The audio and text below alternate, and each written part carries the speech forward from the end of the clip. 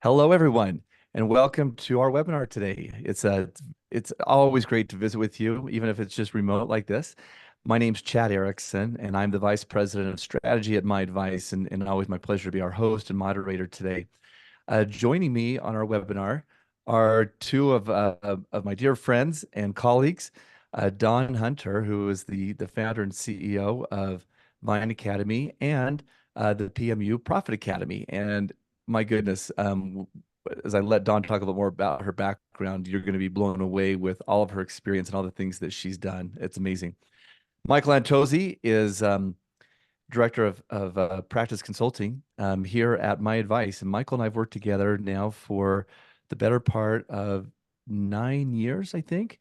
Yeah, it is 9 years, Mike. Mike's also been in the space longer than that. I think combined, we're like pushing close to 40 years, Mike, of experience here and helping practice with their marketing. We're getting old. Um, I think I in the have a legal lot more space, gray than you do, but I love it.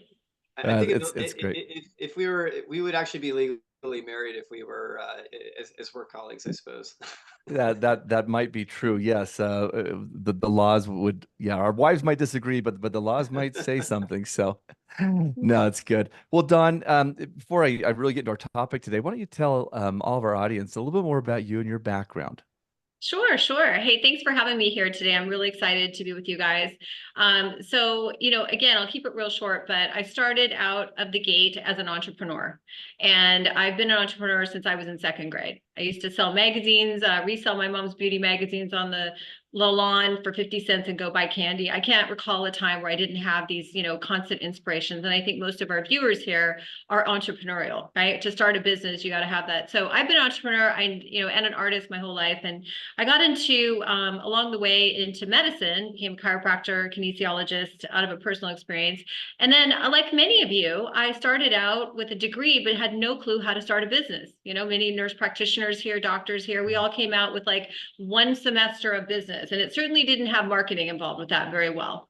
So I started that, built a med spa from scratch, lived through all the painful points of learning how to market and try this and try that, and made my journey through there. And then from there, got more involved in brand influence and sales training and things like that. I started seeing where there was gaps in a lot of entrepreneurial journeys. They didn't have, especially in the beauty industry. So honed those skills, built our $1 Million Academy, started training, permanent makeup artists. And now we're moving into is the Profit Academy, which is helping others like PMU artists, estheticians, anybody in the beauty, professional, medical aesthetics also be able to help grow their business. But we bring it in from a different angle. We're more in the trenches where helping you with your sales strategy, getting your team's head in the game, and things that are often lacking sometimes in the overall end to end, and being synergistic with companies like MyAdvice that get those fantastic leads in the door for you and help you build that presence online. So yeah, that's it in a nutshell. And I love every bit of it. I love it. One of the things, Don, that impresses me about you, as well as everyone in kind of the wellness and the PMU world and in the med spa world, is how collaborative everybody is. I've been in spaces before where it feels very combative and very territorial, and the mentality that I find seems to be like, if we're all doing a great job, there's plenty of business to go around. I'm going to have my unique thing that differentiates me, but it's a very collaborative group that seems to work hand in hand of saying, if I can help somebody else, then great. And I love it. And I know that's your approach, and you've always impressed me with that. So thank you. Thanks. Mike, tell our audience a little bit more about you as well. Well, thanks, Chad. Hey, everybody. My name's again Mike Antozzi. I am the director of practice growth consulting with MyAdvice. Just give you a bit of my background as well as our company background with MyAdvice. We've actually been specialized in the fee-for-service space within aesthetics. Now, actually going on I think our 25th year. So we serve over 3,000 clients throughout the United States. And really, what we bring to the table is helping to kind of demystify this whole process of how do I generate revenue efficiently and not overspend to see less back. Especially in the PMU world, we see so many of these artists and practitioners, they're buying a bunch of ads and boosting posts and things of that nature. And, it might be a nice quick shot in the arm, but the results are never sustainable. And a lot of these business owners and artists are just being very demystified as to, um, why is this happening? I obviously want to grow. And so, we bring a lot of guidance to the table, and really a formula that we will probably get into later on today, talking about really our step-by-step approach is what we call our pyramid of success that really helps to teach practitioners the correct way of really building that foundation and then using that foundation to position you into growth in other ways as well too. So excited to talk a little bit more about that. Myself personally, I'm actually going on my 14th year consulting in this space. I presented a lot of different meetings, such as the Aesthetic Show, AmSpa, the SPCP conference. I was just at Scottsdale at a PMU meeting presenting there as well too. So bring a lot of background, both from the medical aesthetics as well as the PMU side. Really, a lot of our approach is very collaborative to serve both of those verticals. And so happy to be here and obviously talk a lot about with Dawn here as well too, because I always say, marketing is so much of a mindset. When you want to build a business, it's so much about what practitioners and artists value, how they see themselves positioned. And so there's such a natural synergy between a lot of the things that Dawn coaches on the mindset side, as well as the execution side that we really bring to the table. So really excited to talk about how, we collaboratively build a lot of great value together. Awesome. Thanks, Mike. And yeah, just helping our audience for today, just to kind of set the table, we are recording this webinar, and we also would like to hear from you throughout. As Michael and Don talk about some of the different challenges with marketing today, and opportunities as well. We want you to ask them. These are our experts, so ask them questions at any time. I'll moderate those and feed those over to them. And so please feel free to just whatever's on your mind, let us know. We're here to help you. Our topic today, Don and Mike, that we've put together and we've been kind of talking about is this idea that what you've done previously with your marketing isn't working. Why is that? Why is it not working anymore? And kind of setting the table for this a little bit with everybody. We've been through a lot. If we think about the past 25 years of the evolution of internet and marketing, we're going back to when Google was in its infancy, right? They came out just over 25 years ago. So when you think about it from that perspective, how much has changed during that time? What's the mentality? We think about during that time, the advent of the phone, right? Of the mobile phone, the iPhone in particular, that social media, paid ads, all these different things. And along the way, we've also seen the dot-com boom and bust. We saw the housing crisis in 2007, 8 that really impacted everybody through 2009. We saw another kind of slow down a few years ago, and now we're in the middle of a time, that's an inflationary time. We're in an election year, and it's interesting. Some practices and businesses I talk to are thriving, and they're like, "This is great, and I'm doing some good things, and I've had to adjust, but it's working." And others are like, "Boy, things have kind of slowed down. My marketing that I used to be doing isn't working anymore." And there's a lot of this, what do I do now? And so we're having that conversation a lot. So why don't we set it here? Don, why don't you first talk about what you're hearing and some of the challenges that you're hearing from these practices that you work with hand in hand? And Mike, why don't you weigh in as well? And then we'll talk about some of the changes that we're seeing specifically from Google. I think it's important to sort of help everybody understand what is Google doing right now that's impacting everybody. And we'll talk about some social media things as well. But let's talk about what we're hearing and seeing. Go ahead, Don. Sure. Well, having been through that journey, launching Vine Academy, I think was 2016. Instagram, I think I just got wind of it in 2015. And, things were just cash cow back then for a PMU industry. Right.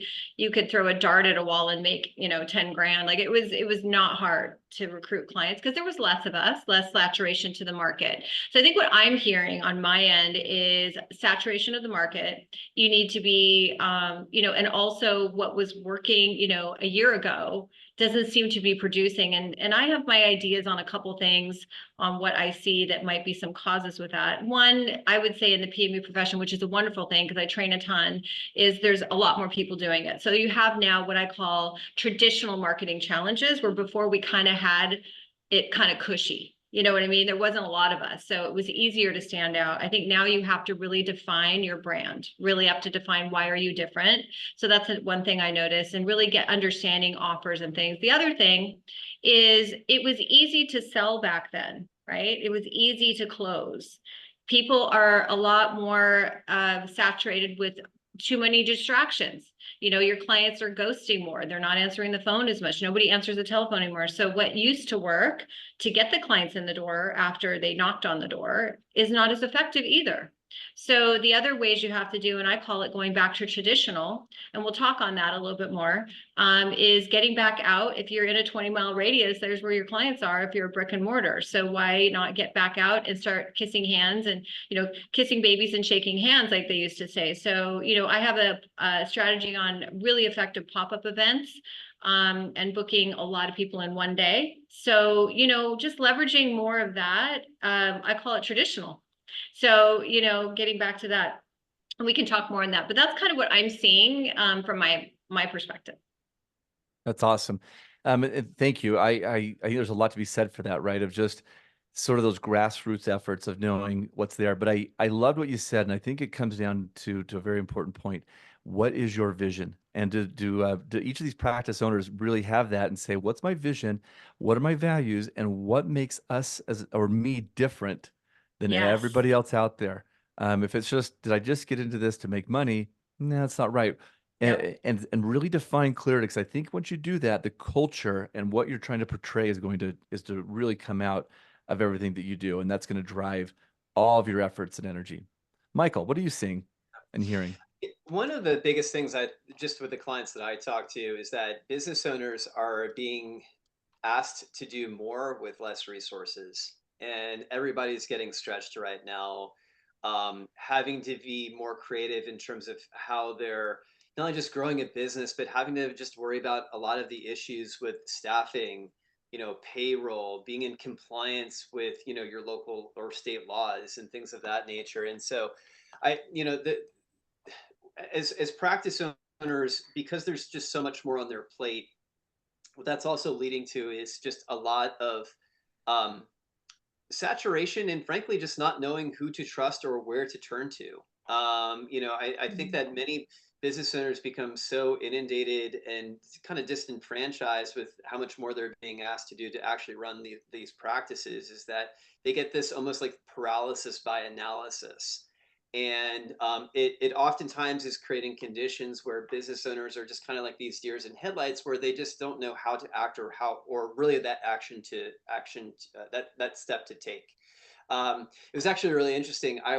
So I recently moved back to Pennsylvania. I was in California for 17 years, and when I moved back, I wanted to find. I was really trying to find a doctor that was specialized in men's health, that also offered more like fee for service stuff. I was kind of interested in doing peptides, maybe hormones, things like that.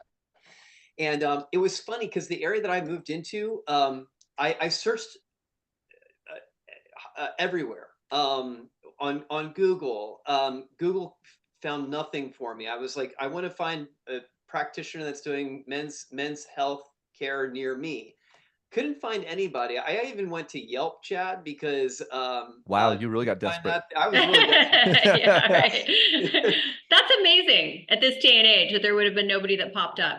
No, Yeah. nothing had popped up. So Wow. it's really interesting. So several months later, now I find my doctor, I kind of get settled in, and unfortunately, I didn't find who I was actually looking for.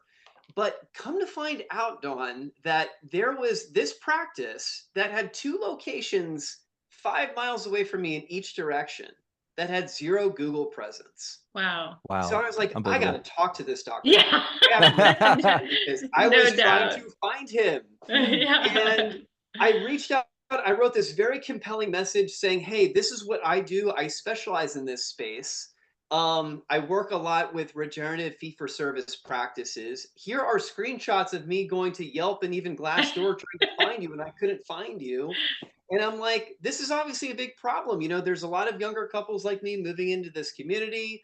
Um, Mortgages are going up, valuations are increasing. Like you can't afford to not have a presence to me as an audience member. And he writes me back saying that his social media is fine. Can I comment on that? Can I jump Sure, on that? I have to Please. jump on that because I bring the perspective of actually being behind the desk and sure. being the owner of a med spa, right? And I'm gonna comment to that because number one, I completely see the absurdity, right? I understand you're just like, what? And what happens, you mentioned it exactly, Michael. They are burned out.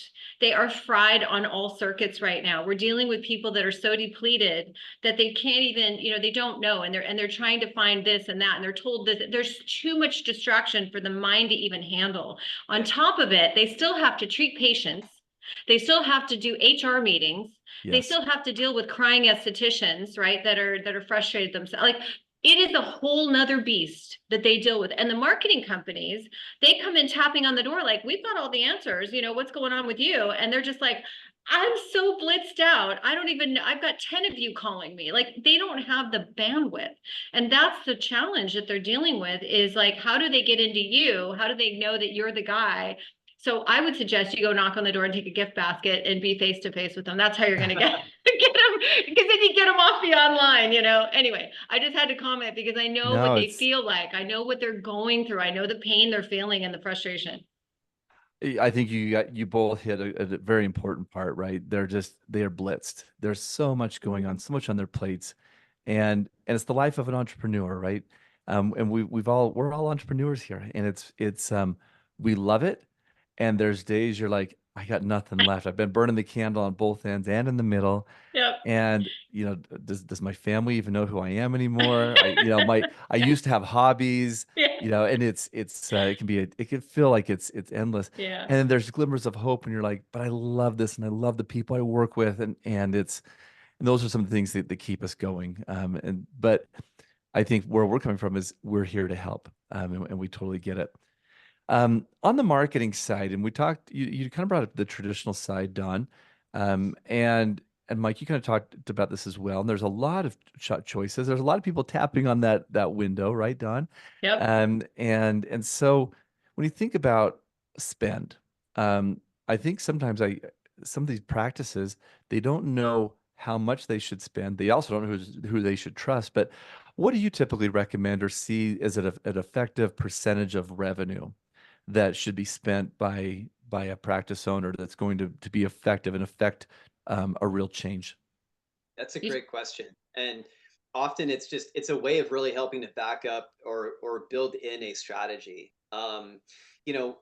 One of I would say another common mistake that I see a lot of practice owners make is they just kind of they throw money at marketing but without really much intention behind it. And Mhm. that's a really bad recipe for success, particularly when you don't even measure those results either. So, Chad, marketing, again, it's a mindset. It's about how artists and practitioners really want to see themselves positioned. Generally, when I talk to clients, I talk to really one of two types of personas. Either the person that says, listen, I look at marketing as an investment. I know it's going to pay me back. I look at marketing through the lens of I need to be aggressive.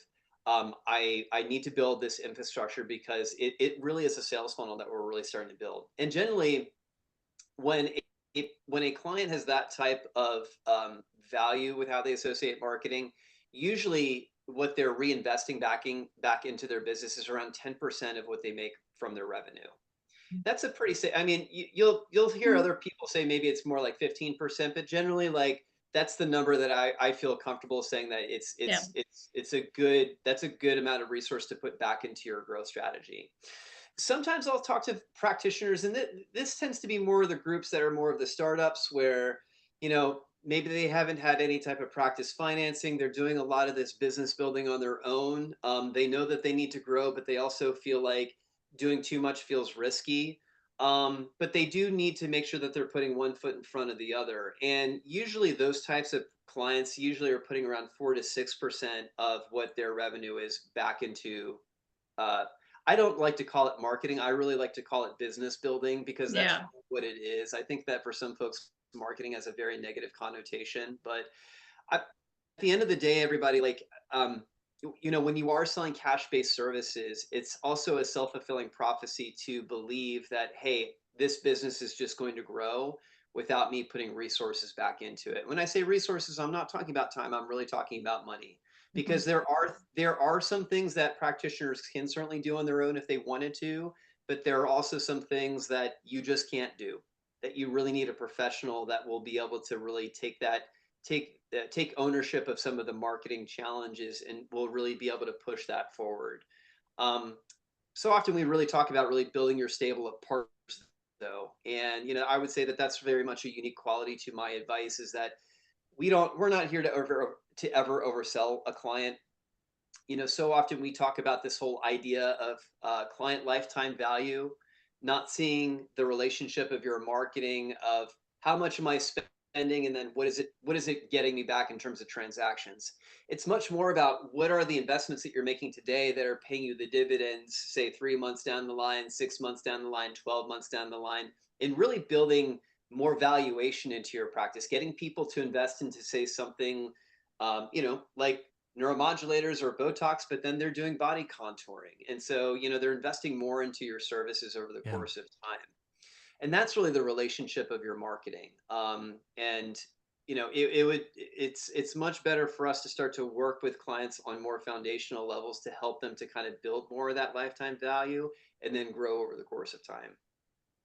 I could bounce off that one too, Michael. We can Please. volley all day long. So I would agree. I would agree on that, the other side of that coin is they invest the money and they get the leads, which they need to do. And we actually teach in Profit Academy that your business building investment is actually a part of your overhead. I tell them, don't think of your rent as different or your lease or anything else. You have to think of it as all as one, because oftentimes, for whatever reason, they'll invest in a $10,000, microneedling device, right? But then they won't see, oh, well, I'll put off the marketing. I'll just put that money, I'll pay. But it's like they get all caught up on the gadgets of treatment, because that's where Yes. they feel comfortable and they feel knowledge and they feel in control. I know how to do this service. I was trained on this service. I know. And they tend to put the head in the sand on the marketing. Let me blitz out. It's not what they feel in control, right? They don't know all these algorithms and they don't understand half the things that you guys are really doing, right? So it feels like a loss of control, right? And that's why people get nervous. Like, I don't really know what they're doing, but I just need leads. So if they could ease into trust with you and know that let you take the reins and to follow your lead, that would be a good strategy, because you guys are the experts in that, right? And then on the converse side, when the leads come in the door, that's when they need more of our training. They need to know smooth sales, the NLP process, buying behavior, how to take that client that just came in the door and really stack that offer and upsell them and get more out of what they're already getting in the door, right? So that's one section. The other one is also their brand voice. Like you said, how do they leverage that with these leads? What are they telling their clients that you've spent money to get in the door? And often we see they'll spend good money with a great marketing company, like, bringing in leads or whatever. But then when the lead hits there, it all falls apart. The Yes. estheticians aren't trained properly. They're not getting the support they need, right? The owner is so exhausted from 1,000 tasks that they're not being able to efficiently train and manage their estheticians or their staff to sell properly and do checks and balances. And then you end up with this kind of negative feedback loop where the owner's getting stressed and the estheticians are like, well, we're trying everybody. And it becomes more of a stress mode practice, reactive practice, than a fun, enjoyable, confident practice. And that's totally doesn't have to be that way. So what we often see is a lot of front end marketing or business building, but we're missing what happens when the lead hits the door. Where's the Yes. effective training there? And a lot of that is missing. So that's where we come in. So, and I love that, that you both work in tandem like that. And it's so important to have both sides of the funnel, right? We talk about feeding new leads into the top of a sales funnel.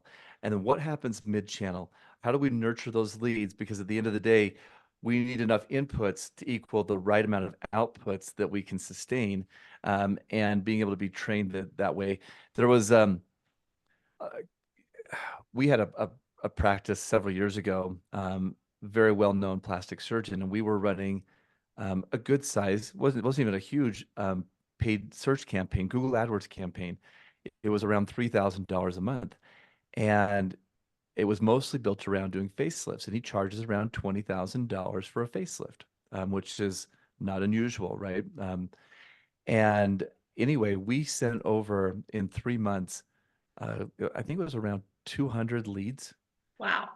It was a huge campaign. Now, I often tell people, like, at 200 leads, cut the number in half. You're going to get a lot of Yep. junk. Paid Yep. search is going to be that way. That's just fine. So Mhm. give it a haircut. We gave it a 50% haircut, 100 leads.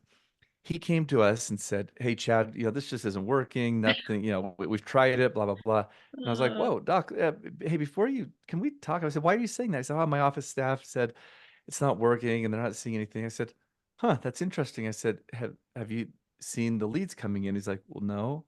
I'm like, "Have you listened to the phone calls?" And I played a few of the phone calls and showed him the leads. And he said, "I have a problem, don't I?" I'm like, "Yeah, your staff is not trained well." yeah. And they were overwhelmed, right? They didn't know what to do. Yep. They didn't know how to, and he realized that he spent, $9,000 over 3 months, and it should have been worth, based on the people that wanted to book with him. They just didn't respond to the leads at all. Zero. Yeah. Oh my Um, gosh. it Oh was my it was worth gosh. probably, it was probably worth 750. He and I estimated Oh. at one point. He's like, "You can help me really understand my level of depression." He said, I probably missed out on 750,000 to $1 million of business when you Oh look my at all those. gosh. I That's not just including cringe. lifetime value. That's just Yep. one-time transactions That's of not of, a, of these yep. facelifts. And it came down to, he recognized he had to change something internally, Yep. and he needed to get the right marketing coach that could train people in his staff, because he knew it wasn't him. Hmm. He's too busy being the surgeon and Yeah. and and running everything else. And so we hired somebody very similar to you, Don, to come in and really train the staff. And now he's able to maintain that. Yep. But he realized we just did not have that. And they were trying to tell me, but I wasn't listening. And that was sort of a wake-up call. So I see we that. I decided. think that is huge. That's a huge, and so investing in good coaching was like nothing, right? Even if you spent 10 grand, it'd be so worth like all of that, to Right. make that money. And also one thing I've noticed is they often put the least trained person On the as the phone. first point of contact with that Yes. client, right? The Yeah. least trained and the lowest paid. Yeah. And so what do you expect? A miracle? Do you really Right. expect that this girl you just brought in for 19 bucks an hour is going to close these $20,000? A lot of them have practice in sales, but even they don't they've never been trained on what they do is they recruit the manager. Hey, you're the manager. Can you go and do Yeah. consults for me? Right. I mean, it's just this, and then they don't, and then when they see, I call it the invisible loss. He had an invisible loss of $750,000. So they Yep. don't realize what they're losing until you really point it out to them like that. And then their eyes go, "Oh my gosh, I had no idea." Because sometimes people get what I call fat and lazy, right? I don't mean that literally. I mean, you just go, "Okay, I'm coasting. She's selling, I'm making money. I get time off for golf. I've been wanting to go golfing for about 5 years. I finally got time to go out. My practice is set it and forget it a bit," and they get comfortable. But what happens when you get comfortable? The lazy bear, the sleeping bear. Well, the world's going on around you. Competitors Yep. and young guys are coming, and suddenly you wake up 6 months later and you're like, "Wait a minute, where'd all my sales go? Where did my leads go?" Yep. And you panic, right? And then I got to do marketing. So it's this and so it doesn't have to be that way, right? It doesn't have to be that way. Yeah. It doesn't. Yeah. You're preaching to the choir here. I mean, I talk to so many business owners that just get very, very complacent, and they think that, well, things are good now and I don't have to do anything about it. And I've had so many of those conversations over my career where it's like 6 months later, my phone is like ringing off the hook saying, "Hey, I need to now invest into this." Yeah. Um, so often practice owners need to get in front of the problems before they become problems, Hmm. and understand, your business building is always a process. It's never an event. I mean, when things are good, that does not mean that you rest on your laurels and you decide, okay, well, I can now, to your point, Don, start to do a lot of golf. That's the time where you want to really button up loose ends to make sure that you're protecting that growth position that you've worked so hard to build. Right. Um, I'll tell you just a personal story as well too, since we're on this, because this is kind of just ringing something to me. So my wife is actually a dental hygienist, and she was working when we were in LA at one practice in Beverly Hills and another practice that was in Woodland Hills. Um, And now, Joan, I'll ask you, like, what was just knowing that information, what do you think is the practice that she did not like going to? The Beverly Hills one. Why do you No, say that? I don't know. I'm just guessing. Okay. Well, you're right in that. But you think Beverly Hills, and I mean, it's like it's such a hub for like cosmetic dentistry and cosmetic everything, and you're dealing with like some of like the most fascinating people. But it's actually really funny is that practice was also a very poorly marketed practice, and Mm. the doctor there really did not invest anything into business growth. And so as a hygienist, my wife was always being asked to sell more Arrestin, which is it's for those of you who are not in dentistry, it's just a preventative thing for future cavities and things of that nature. But you know, she was always having to grind really, really hard. And, you know, the problem with that practice is that all their patients had clean teeth. All of them were really, really good patients, but they were not getting new patients You into the needed a new door. problem. He needed to create a new problem for them. Exactly right. And the dentist was like, "Hey, Chelsea, you know, like, where are my cases?" And she's like, "Doctor, every patient is great. They're all well taken care of. We need new people if you want more new cases." Yeah. But she was stressed. I mean, she was Mhm. working and grinding really, really hard. And the other Yeah. practice that was in Woodland Hills, they did invest into their business. Mhm. They had happy people. There was always constantly a good flow of coming in and out, and her days there were very stress free. So Yeah. your business building or marketing is not even just about, say, lead acquisition. It's about how you're investing into your staff to make those people more empowered, to make them feel like they're coming Absolutely. to a place that's great to work, that's only building a great culture. I Um, agree. I yeah. agree. And I think on that point, it's so often overlooked or the third, fourth, fifth thing down the rung, right? So when you go into a practice, the doctor's, there, the surgeon, is kind of started the whole thing. And then you have this hierarchy down the road, of the different people coming in. When, you have to understand from the esthetician or the practitioner, the dental hygienist point of view. And often they forget what that's like from their point of view. They want to Yeah. come to a place that's fun. They want to come in and see their friends. They want to have a culture. They want to feel like they belong to a team that's supportive and invests in their education, right? That's what keeps rock stars, right? If you want to have a really killer esthetician who's crushing your sales and upselling your Botox and your filler nurses, you want to invest in training on them so they can keep performing at a high level and they feel empowered and they feel confident. Because when they don't have that confidence and they don't have the skills, they start getting stressed, they start getting anxiety, and they're going to end up leaving, or someone's going to poach them, right? One of your Right. best people, they're going to poach them because they are bringing people in and they are investing in that. And it's not about just rah feel good. I mean, that's part of it, but really the culture of the esthetician, I keep bringing esthetician because they're often the ones that are doing most of the lasers and all of that, interfacing with the clients on a regular basis, and there's practitioners. And in PMU, it's the PMU artist, right? Or the SMP artist. They want to feel like where they're going is really an enriched environment. And if it doesn't feel that way, and it's, and the leader of the back is kind of checked out all the time, then it's inevitably going to fall apart, right? There's going to be lots of turnover. There's going to be a lot of frustration. There's going to be losing quality people that you've spent, 6 months investing in. And so there's a huge component if it's not just you as a provider. If you're a single practitioner, you still need to learn sales skills, right? Because you want to grow a little bit, even if you just want one assistant. Often PMU artists are solo practitioners, right? You're dealing with solo. They have their own business, so they get to wear even more hats.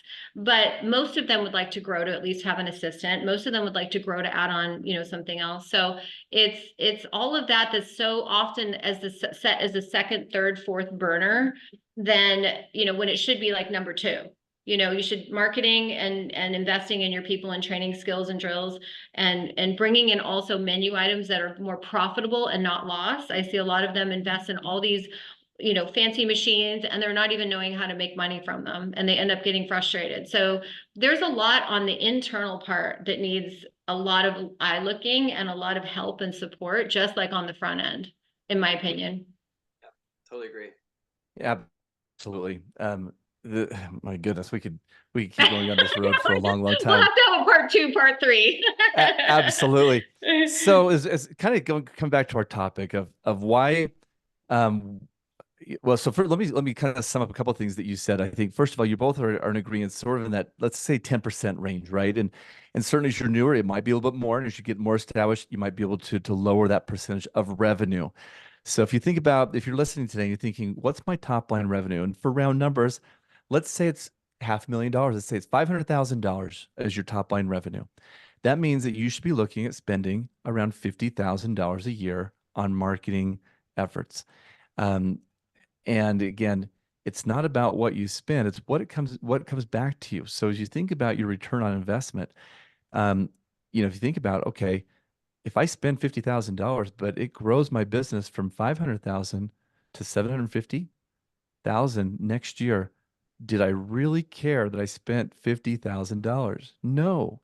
It just made you the 500 plus an additional 250. So it's not always about the expense as you think about what is it bringing in and how is it helping you to grow. So it's a little bit of a different mindset shift. Mhm. But it's easy in the moment when you've got all these other expenses, your payroll, your space, keeping the lights on, insurance, all these different things, equipment, it all just feels overwhelming. But all of those, if they're really being used right, are really helping you. They're part of the solution. So just how you frame it, I think, is an important part of what you do. All right, so let's talk about this past year because my goodness, if you were doing a lot of things a year ago and you're like, hey, how come it's not working anymore? Well, we can tell you why and what's going on. So, who wants to go first of all the changes that are happening in the world of marketing, especially online marketing? Well, I would say just from the perspective of the owner, the business owner side, what they're seeing, right, is I would say what I noticed right away is as soon as 2023 started is when things started really, everybody in the forums were panicking. What's going on? I'm so slow. All the trainers were like, what's going on? I used to make this. And it happened like that. It felt like that. It felt like it happened instantly. Like you had 2022 was fantastic. 2023, you're like after, you're thinking, okay, New Year's, everything's going to kick in, my bubble's going to go out, you have these waves, right? And then the wave was flat and you're like, what is going on? And it just kept going and going. Everybody was like, I'm doing the same thing I did last year, but they couldn't figure it out. So I think it's still a mystery to a lot of people. I mean, you guys know much more about that. So I'm curious also on the back end side, what actually happened on the front end side. We just saw a much decrease in clients coming in the door, more flaky, more ghosty, more, leads that weren't aligned with you. And you felt like, what happened when you really didn't do anything different? So I'm curious on what was behind the scenes You going bet. on. So, Mike, why don't you talk about that? But I will add that there are some buying patterns, right? And so when the inflation costs go up, and there's some uncertainty in different markets, and people are worried about a recession, and we've been through this multiple times. I've seen it. Oh my goodness, 4 or 5 times in the past 25 years. These different little cycles, and they are cycles. And so we're definitely in one right now. Um, where people are holding on to their money a little bit more than they have in the past. It's we got hit with COVID right after COVID, and people were getting checks. They were out spending money and Yep. realized everything was okay. It was And gravy. now we're kind of these little unknowns, right, of different things. And but that's only part of the equation. It's not everything, because the marketing changes that took place, particularly from Google, and some of the social media platforms at the end of 2022, that's where when they started, really hit in 2023, are still having impacts today. And so, Mike, why don't you talk about some of those? I think it's important, It was almost a digital tsunami of change.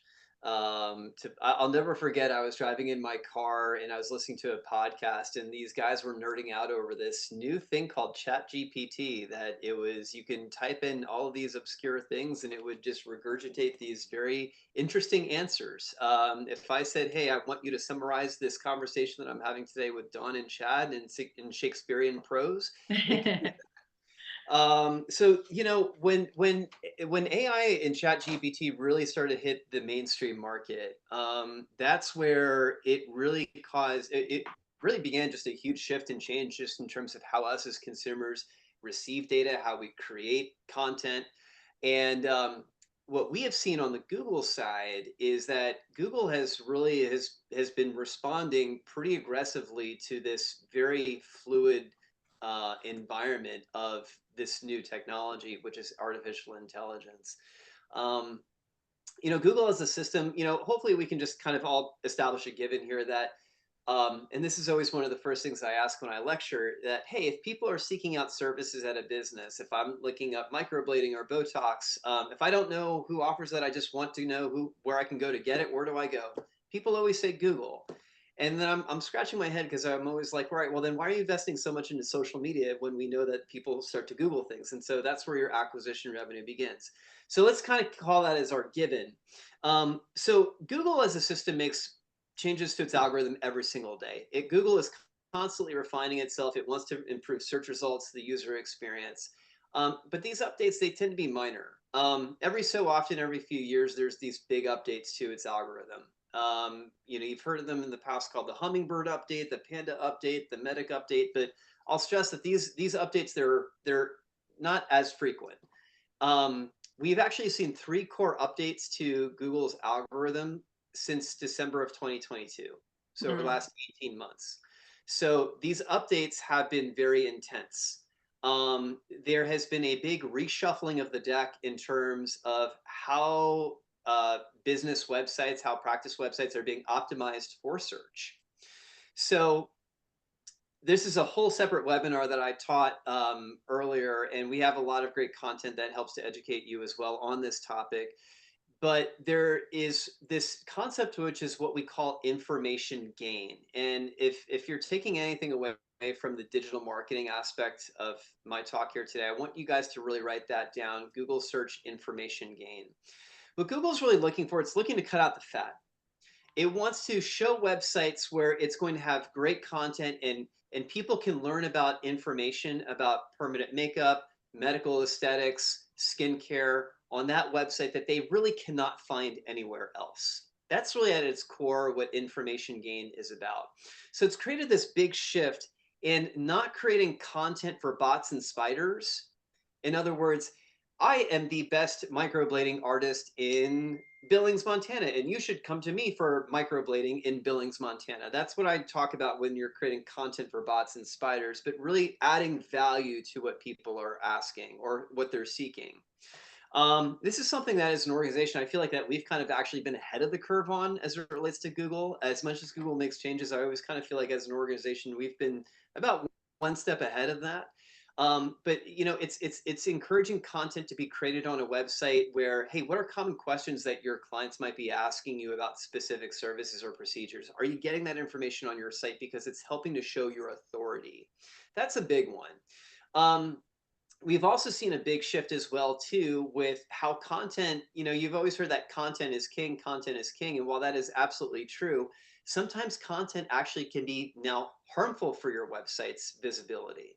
If you're a med spa that does a fair amount of combination of, say, derma fillers and neurotoxins, but you also might do microblading, and let's just make an assumption that maybe you're trying to push more of your med spa services, and you've put a lot of your content stock into your med spa services, but your PMU stuff, well, you still keep it on your website. It's maybe not as paid attention to. You haven't invested as much into that. Well, that inferior content actually can hurt the optimization for the things that you are actually wanting to push more of. So what we've actually found is that we're starting to do some content pruning. Hey, listen, if you're not trying to do some of these services, get them off of your website. It really could be hurting some of the things that you want to be building more revenue and leads around. So, Mike, are you saying that I think I've heard this before, but it was before a single page of content like PMU content only impacted PMU. But what you're saying, if I heard you right, is a PMU piece of content that's not very robust could actually hurt the entire website. Is that correct? Wow. Yeah. So, and again, that's why it's so important that you're having a very acute lens on this. And additively working with a partner that can really help to steer you through a lot of these headwinds. Now, Chad, it's also not just about like the content as well, too. There's other impacting factors as well. And this kind of getting back to some of the foundation pieces, how well reviewed is your business online? It's not enough to have a high rating in today's age, but are you generating a lot of reviews consistently? One of the first questions that I talk to my practice owners about is, are you at least converting anywhere from 5 to 10% of new reviews compared to how many people that you see either in a given week or even a given month? So there's even exterior factors or ancillary factors that help to really influence a business's credibility and how they're really being promoted for a search. The last thing I'll also just say about this as well too is that because of all of this reshuffling of the deck, um, paid ads on Google have become much, much more important for business owners in generating more visibility. Google makes most of its revenue through paid ads. And the best thing about paid ads is that you're getting guaranteed exposure for very specific services that you want to promote. So it can be a great marketing channel in theory, but you also have to make sure that you're well positioned to make ads convert well, which is, again, going back to how well is your website constructed? Do you have great content on there? Because all those ancillary factors really influence lead results. I would say that's probably one of the biggest challenges that I see practice owners make, is that they just want that quick fix. They want to just get it done immediately as fast as you can. Well, the reality is that a lot of these things really do take time if you want them to perform well. But the more you can invest into that time, the more sustainable results will actually be over the course of time. I got a fix on that answer, Mike, when they say that instant fix that they want, right? So what I would, train them on is, while you're signed up with MyAdvice and getting your website redone to the way that you need to, and getting them to do the SEO and get everything turned around, let's start getting you out the door and doing some pop-up events in the meantime, where you can start booking 20, 30 people in one shot, right? Yes. So we got to get them out. I think what happened also over this period of time is people got really reliant on everything online. Oh, online, I'll just throw things online. I'll just do Yelp. I'll just do that. Like, I don't have to do anything traditional anymore. And the truth is, and I'll just go back to when I started my very first business, I had a chiropractic clinic and I was brand new and I didn't know what I was doing. I built this huge clinic and I said, you know what? There's people out there. I just need to go meet them. There are all kinds of clients everywhere that need chiropractic and PT and massage. So I called the police department and I started doing my own health fairs there. I designed my own health fairs at the police department, where I would go in and I would check their backs and we would do all this stuff. And we put them on a grid with a little cute little way, kind of like a assembly line. And we would book 30 to 40 new patients in one event. Why can't they adopt that while you guys are getting all of this together? So let's go back to things that actually work, meeting people face to face. It's so easy in the beauty industry to get someone to buy when they meet you. It's the easiest thing. That's why people love it when the leads in this, like we used to always say, once they get in the door, we've got them, right? If you know what you're doing, right? If you got good ability. Absolutely. But you got to get them in the door, right? So I say, if you're struggling right now, sign up with MyAdvice, get your website crushing it, right? Properly. Go ahead and get that SEO and get all this stuff, trim the fat, all that, do what they tell you to do. Let them do their magic, right? And then let's get you out there doing these effective events in the meantime, so you're not suffering and waiting. It's a two-prong. And now you've even got this new habit that you've created, where now instead of waiting, you're going to start every month going, wait a minute, we haven't done an event. We need to get out and do, it's going to become a new habit of your practice to do events, versus just once a quarter, you do an in-house patient appreciation event. Those are great, but you rely on them too much, right? You rely on them too much. Yeah, absolutely. So we're getting back to good content and back to traditional marketing, back to basics, right? Yeah. Just and relationships. And so if you think about that, I think that's the takeaway today is you want to connect with people in person again. And when you're doing your things with your online marketing, how are you connecting with people? How is your content actually connecting with people and helping to answer questions and helping to set you aside and apart from everybody else as really the expert with those expert answers to questions that they're asking Google? So if we can answer those, we can make great headway. So excellent. We've got just a few minutes left. So parting thoughts, Dawn, parting thoughts today. I think I've pretty drilled it home for anybody watching that getting out, learn how to do a really good pop-up event, and I can show you that's easy. And investing in your staff, right? Investing in the people that are answering that phone and training them really well and rewarding them for their efforts that is related to the extent of what you're making. For instance, if you're a plastic surgeon, you have a front desk girl that's answering the phone, and then you have a sales, reward her with a better commission, right? Give her more. You're making enough, and she's going to even accelerate more. I always say I want my staff making equivalent, if I could, to what I'm making, like, making the most that they can make, because how happy are they going to be when they can change their family's lives, right? So don't be stingy. There's money out there, right? Pay them more, invest in them, but also they need effective, smooth sales training. They need to be trained on how to sell effortlessly, not with scripts, not artificially, what resonates with them.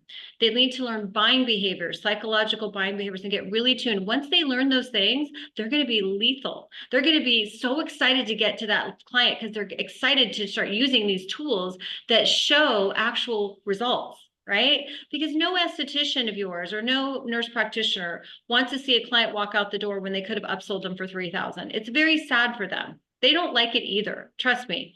And if you're not telling them how and showing them how are they going to elevate? So invest in your staff and get out there and do some events. Love it. Mike. I to just piggyback on what Don was talking about with events, you want to look at your business building really as a stock portfolio, right? And as much as we can diversify a lot of your visibility within digital, there's other things as well too. There's other channels as well too. And the more that you achieve better visibility, you diversify that risk and you maximize your returns. What I can tell you on what we find, at least on the Google side, is that search on Google is local.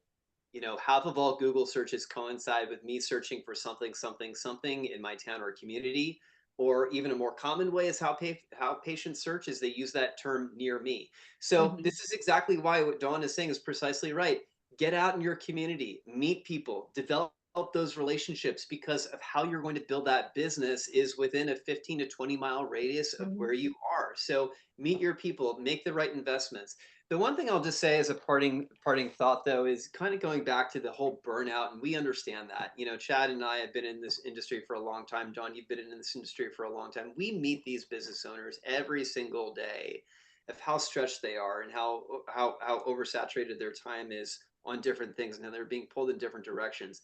But don't let that sense of franticness prevent you from actually accepting help or accepting something that really could be potentially good for you. I talk to so many business owners that I want to save all of them, and I can't, because they just get in their own way sometimes. And so have an open heart, have an open mind. The worst thing that you can do is just think that things are okay and stay status quo, when really there is an expert that is a collaborative partner that wants to maybe present some new things that can actually be of value for you. So keep an open mind, keep an open heart, because folks like Dawn, MyAdvice, at the end of the day,